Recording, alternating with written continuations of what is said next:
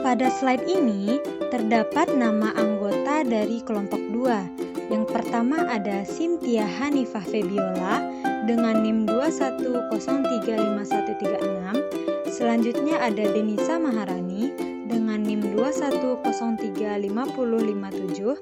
Dan yang ketiga ada Dwi Rahma Fadia dengan NIM 210355059. Dan dengan dosen pengampu Ibu Rahmi Dwi Febriani, SPD, MPD. Sebelumnya, kita harus mengetahui terlebih dahulu pengertian eksistensi bimbingan konseling. Eksistensi itu apa sih? Eksistensi bimbingan konseling adalah untuk memfasilitasi perkembangan peserta didik agar mampu mengaktualisasikan potensi dirinya dalam rangka mencapai perkembangan secara optimal. Nah, setelah kita mengetahui pengertian dari eksistensi bimbingan konseling, selanjutnya kita juga harus mengetahui pengertian dari kedudukan BK di sekolah yang berada dalam posisi kunci dalam sebuah lembaga pendidikan loh, yaitu institusi sekolah sebagai pendukung maju atau mundurnya mutu pendidikan. Terdapat dua landasan yang harus kita ketahui dari kedudukan BK. Yang pertama adalah landasan yuridis formal, dan yang kedua adalah landasan yuridis informal. Mari kita bahas masing-masing landasan tersebut. Selanjutnya yaitu tentang landasan yuridis formal yang terdapat pada Undang-Undang Nomor 20 Tahun 2003 Pasal 1 Ayat 6 dan Permendikbud Nomor 111 Tahun 2014 tentang bimbingan dan konseling. Yang pertama yaitu layanan dasar.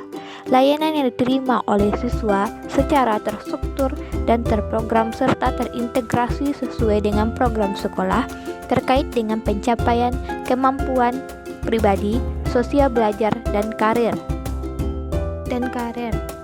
Selanjutnya itu layanan perminatan dan perencanaan individual.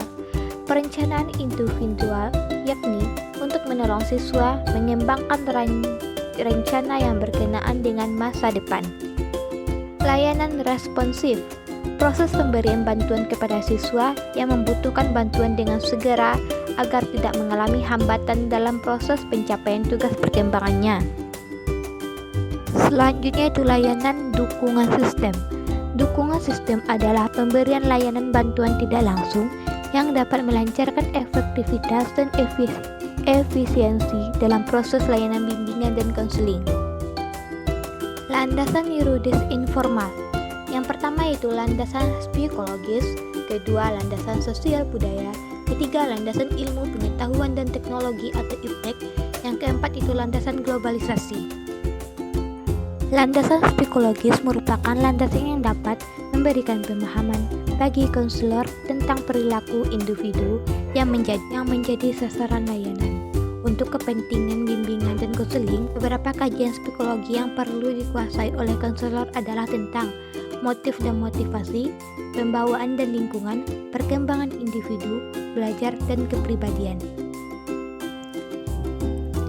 Nah, selanjutnya kita akan bahas tentang landasan sosial budaya, di mana landasan yang dapat memberikan pemahaman kepada konselor tentang dimensi kesosialan dan dimensi kebudayaan sebagai faktor yang mempengaruhi terhadap perilaku individu. Nah, selanjutnya landasan IPTEK, di mana layanan bimbingan dan konseling merupakan kegiatan profesional yang memiliki dasar keilmuan baik menyangkut teori maupun prakteknya.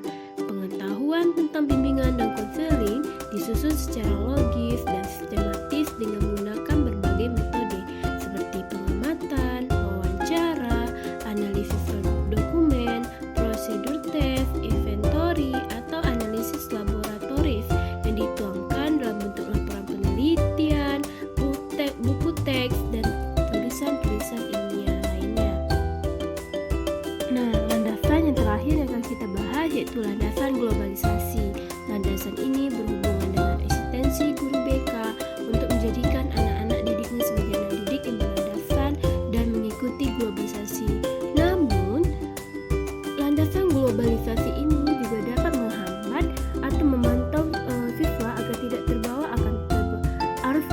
manipulasi yang sifatnya dapat merusak peserta didiknya. Karena peserta didik yang masih duduk di kalangan